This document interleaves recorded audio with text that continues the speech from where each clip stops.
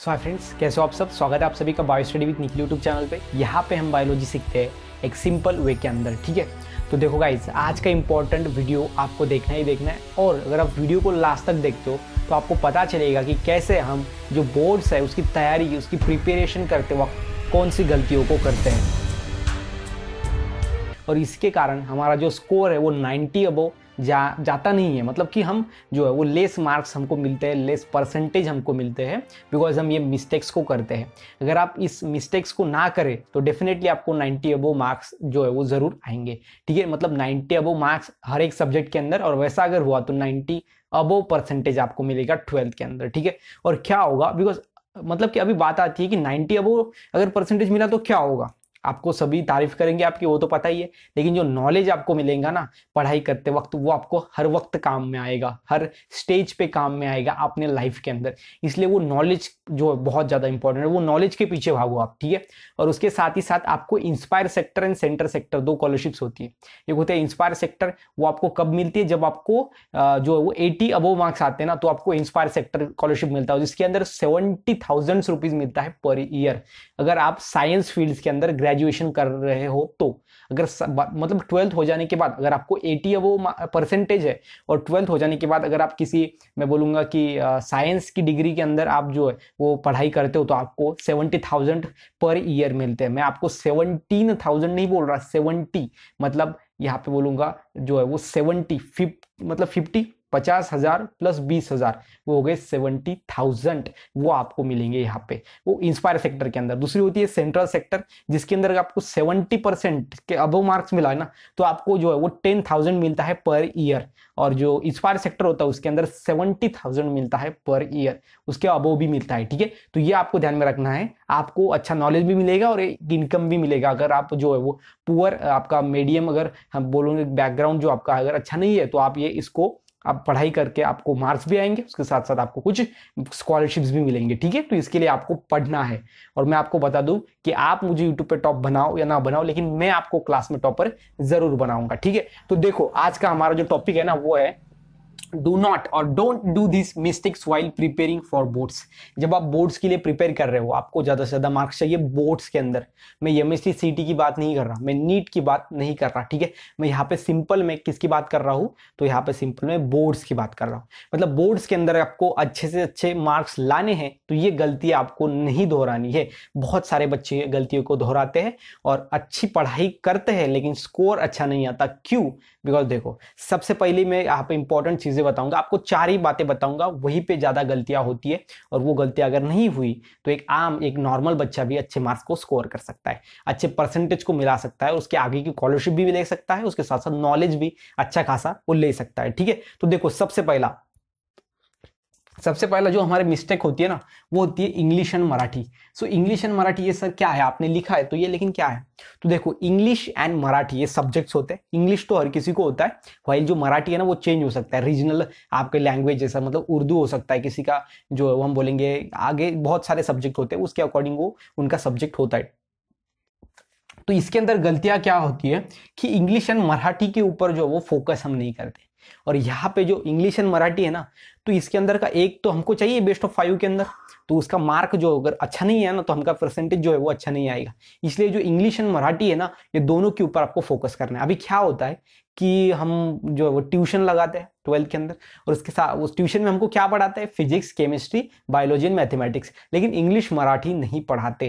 तो इससे क्या होता है कि हम उसी सब्जेक्ट की पढ़ाई करते हैं, वो 4 पीसीएमबी की, और मराठी एंड इंग्लिश जो सब्जेक्ट होता है, या फिर इंग्लिश और आपका जो भी सब्जेक्ट हो, वो आपको जो आपका पीछे रह जाता है, आपका उस पर ऊपर ध्यान ही नहीं रहता। सो आपको ध्यान कब आता है, जब आपकी जो एग्जाम है ना वो यहाँ पे नजदीक हो, तब आपको समझता है। और बाद में इसकी जो पढ़ाई है ना वो अच्छी तरीके से नहीं होती इंग्लिश एंड मराठी की, और इसलिए इसके अंदर आपको 100 आउट ऑफ जो है वो 100 आउट ऑफ आपको 70 बोलूँ, या फिर 75, 76, या फिर किसी को 60 या फिर किसी को 65 ऐसे मार्क्स आते हैं, और इसलिए आपका जो परसेंटेज है ना वो डिक्रीज हो जाता है। मतलब कि आपको फोकस किसके ऊपर करना है, बढ़ाना है आपको फोकस हर दिन आपको, या फिर मैं बोलूंगा कि संडे को ही आपको हम बोलेंगे इंग्लिश या फिर मराठी, ये दोनों को सब्जेक्ट को लेना है संडे, हर एक संडे आपको उसको देना है। मतलब कि आपको जब एग्जाम है तभी इसको नहीं पढ़ना है, पहले से ही थोड़ा थोड़ा पढ़ के रखना है। ये आपको यहाँ पे गलती नहीं करनी है, इंग्लिश एंड मराठी के ऊपर आपको फोकस करना है, ठीक है। ये आपको क्लियर समझ में आना पड़ेगा। ये हमारी है मराठी एंड इंग्लिश सब्जेक्ट को, इसके ऊपर आपका नॉलेज होना चाहिए, ठीक है। आपको बचपन से हम पढ़ते हैं, हम 6th स्टैंडर्ड में, 7th स्टैंडर्ड में, 8th में हम पढ़ चुके हैं अच्छे तरीके से। लेटर राइटिंग हो, चाहे फिर ऐसी राइटिंग हो, ट्री डायग्राम टाइप हो, अभी उसका ग्रामर हो English as well as Marathi का, तो वो अच्छे से हमको पता है। लेकिन हम उसकी पढ़ाई आपको करनी चाहिए। आपको जब परीक्षा, हम बोलेंगे एग्जाम जब नजदीक है तब नहीं, तो उसके पहले ही धीरे धीरे आपको वो उसकी जो पढ़ाई है वो करनी है, ठीक है। उसके बाद जो नेक्स्ट है वो है सिंगल टारगेट, ठीक है। सिंगल टारगेट, अब ये सिंगल टारगेट का क्या मतलब होता है, देखो। इसके अंदर नॉर्मल जो बच्चा है ना वो गलती कैसे करता है कि सिंपल में वो सिंगल टारगेट नहीं रखता। मतलब कि कोई क्या होता है कि JEE की तैयारी करता है, कोई MSc CET के ऊपर फोकस करता है, कोई नीट के ऊपर फोकस करता है, एज वेल एज उनको लगता है कि स्टेट बोर्ड में भी अच्छे मार्क्स हमको मतलब चाहिए।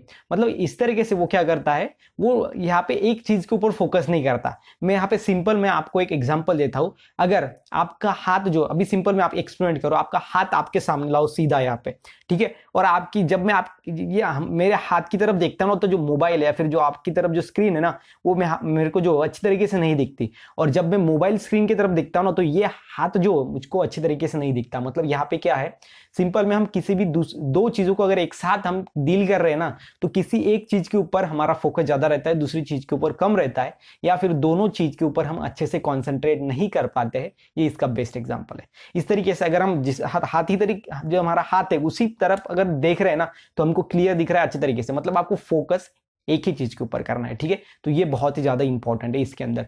अगर बच्चे क्या करते हैं कि उनको वो CET के ऊपर फोकस करते हैं, मतलब उनको लगता है कि हमारा CET के अंदर भी अच्छे मार्क्स आने चाहिए और बोर्ड्स के अंदर भी आनी चाहिए, तो ऐसा होगा। लेकिन हम बोलेंगे कि 100% अगर आपको मार्क्स चाहिए अच्छे से अच्छे, तो आपको एक टारगेट रखना होगा, ठीक है।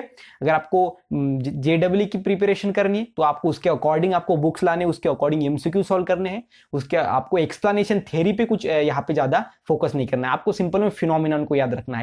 कब? जब आप JEE, MSc CET या फिर नीट की प्रिपरेशन कर रहे हो तब। लेकिन अगर आपको बोर्ड्स में अच्छे मार्क्स चाहिए तो आपको हर एक डेरिवेशन, हर एक आपको जो है थ्योरी, हर एक MCQ आपको करना पड़ेगा, ठीक है, बिकॉज उसके ऊपर ही ज्यादा क्वेश्चन आते हैं। उसके बाद ये यहाँ पर सिंपल में आपको समझ गया है कि सिंगल टारगेट आपको रखना है अगर आपको 90 अबव, या फिर बोलेंगे आपको ये मिस्टेक्स करनी है व्हाइल प्रिपेयरिंग फॉर बोर्ड्स। जब बोर्ड्स के अंदर आपको अच्छे मार्क्स चाहिए तो आपको एक ही, मतलब बोर्ड्स के ऊपर ही फोकस करना है।